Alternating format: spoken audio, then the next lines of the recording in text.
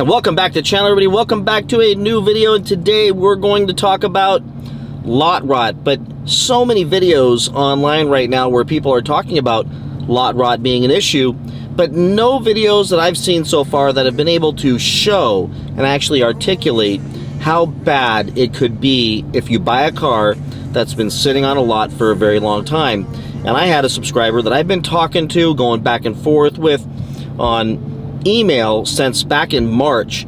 He's looking for a Jeep Wrangler, and he was looking at used, he was looking at new, and he was wrestling with the dealership, and one of the dealers had tons of add-ons, and I kept telling him, do not pay the add-ons, walk from the deal. And he did, and he listened to me, and he didn't buy the car and the Jeep, and he waited, and he continued to shop, and he continued to do his due diligence, and finally, this happens to many people, and this is not a slight to this gentleman, he gave in. He gave in because he got tired of looking, got tired of waiting, wanted the Jeep, wanted to get this thing in his garage and call it a day. And the dealership that had it was Fontana, Jeep, Chrysler, Dodge, Ram, and he lives in Arizona. So we're talking about a 6-hour drive to go get this Jeep, but it was the one he wanted, and there wasn't a markup other than about $3,500-ish of add-ons for some stupid stuff, but he gave in. He's like, I gotta just get this car. Drives it home, happy, of course, because he got his Jeep. He got the machine that he wanted, and he's elated. Gets home and decides to dig into it and pop the hood and start looking closer at the car, which was a new Jeep Wrangler, a new one, 2023, but it was sitting on the lot for, I think he said, 600 days. So you can imagine what happens 2 years of any car not selling. Well, here's what happens, and let's go ahead and read the email that he sent me, and I could not resist but to share this with you. And I get a lot of emails, and believe me, I wish I could do videos on everybody's, but this is something that you've got to be careful. If you're out there shopping for a car, Jeep, truck, anything, and it's been sitting on the lot for a long time, and usually you can find out by going to Car Gurus and looking for that model car and finding it, verify the VIN number, it'll show the days on the market. You can also ask the dealership and ask them to show you when they got the car and make it a condition of the sale. And you need to be careful and really look over any of these cars, Jeeps, trucks, anything that's been sitting for a while. Even if you don't think that it has or aren't sure that it has, assume that it's been sitting for a long time and assume that there's going to be some issues with it. Because like in this situation, according to my friend Jamal here, they're not willing to step up and solve the problems. Now I'm hoping that this video finds its way to them and they do the right thing, and I want to give them every chance to do the right thing. What I'm sharing right now is simply his story about what happened to him with this dealership. And if this dealership steps up and does the right thing, I would be more than happy to do a follow-up video and put them in the great light that they would deserve to be in, outside of the ridiculous cost for those add-ons. He's a grown man. He made his decision. The dealers won that fight.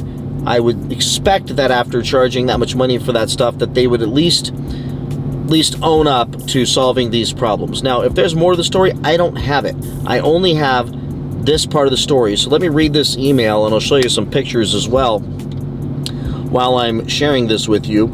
So he writes, can you help me? I live in Arizona. I've been looking to buy this Jeep for 2 months after I've been emailing you. When I brought it home, I wasn't thinking after a 6-hour drive to pop the hood. When I look under, there's visual signs of lot rot, mice eating the engine. I said phone, but probably foam or something. When I call the dealership, they tell me we're not going to replace anything for you, and all we can do is look it over, telling me to, and he puts a colorful language here that you can probably see on the screen. So then he comes back and he sends me all the pictures, and I'm putting them up on the screen right now, and you can see that, yes, the brakes, and I see that often, so I don't know if that'll just burn off over time, but the brakes have a different kind of looking little rust section, first maybe inch down around those rotors, and then you've got the bumper with the big old scuff on the rear bumper. You can see that in the lower left-hand side. Looks like I don't know, something's chewing on it or something dragged against it or something, but that's an issue. That's probably needs a replacement of that part.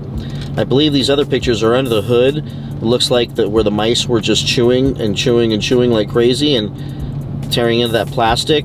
It definitely looks like it's pretty heavily damaged. There's another one with the same type of damage, and he's pointing at something in this other picture that I can't see myself, but I'll put up on the screen for you all. And that's it. I mean, I would be pretty upset if I paid basically $3,500 over for a Jeep that is technically brand new, and when I get home, I find out that nobody told me about all the issues on the thing. And I gotta imagine that they washed it like every time I bought a car from the dealerships when they delivered it to them in the delivery bay, and nobody thought to say anything about all these issues. Now, it's possible they didn't know. It's possible that the folks watching the car didn't say anything. But it's a brand new car, and I think a reasonable expectation is that the car still be brand new, not all chewed up and scraped up and screwed up, especially when you pay full MSRP plus $3,500 in add-ons. Hell, even if they sold it for $10,000 under MSRP, if you sell me a new car, I expect that car to be in great condition. What happens to it once I get my hands on it, it's all on me. But for the dealerships, come on, they need to do better than this. So then he shows me a text that he wrote.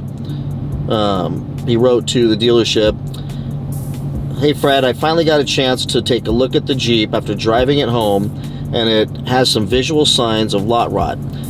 I think it's just some foam and front rusted rotors. Looks like that after I drove it 400 miles, and see if they got to that filter also. They didn't do the best wash, wasn't that clean when I looked it over.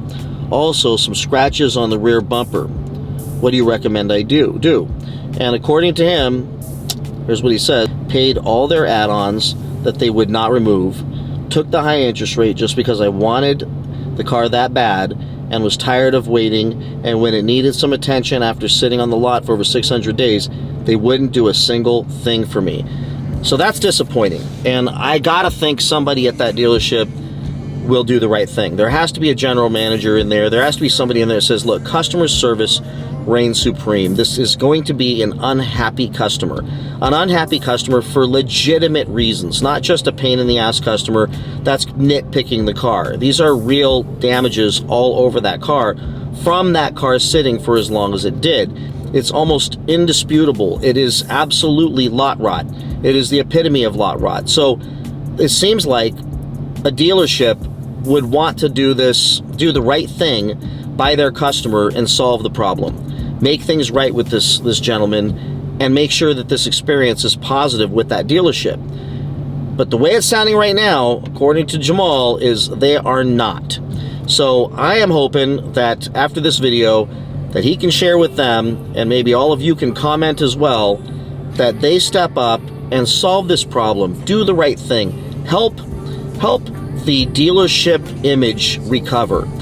And by the way, Mr. General Manager or salesman, think about this. If you or one of your family members, your mother for heaven's sake, bought a car from a dealership and drove 400 miles to get it and paid your add-ons and was so excited to get that car, and then when they got home they found out that mice had eaten it, that it had ruined bumper, chewed up areas, plastic areas, meaning that car, being a brand new car, is nothing close to being new, other than low mileage and probably a nice interior.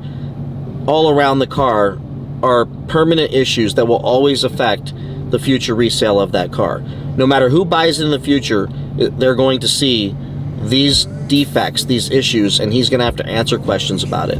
And for that reason, I honestly would like to ask and make a plea that you call him as soon as possible and solve this problem. Make it right for him ASAP. So with that, everybody, tell me what you think about this. And if you're buying a car brand new, just because it's brand new does not mean that that car is in good condition anymore. These cars are sitting on lots for so incredibly long that they are now used cars, and they are now, in some cases, damaged cars. So be careful. New cars, you can't trust those either anymore. So with that, everybody, please like, subscribe, comment. Tell me what you think about this in the comments below, and I'll see you in the next one. Bye-bye.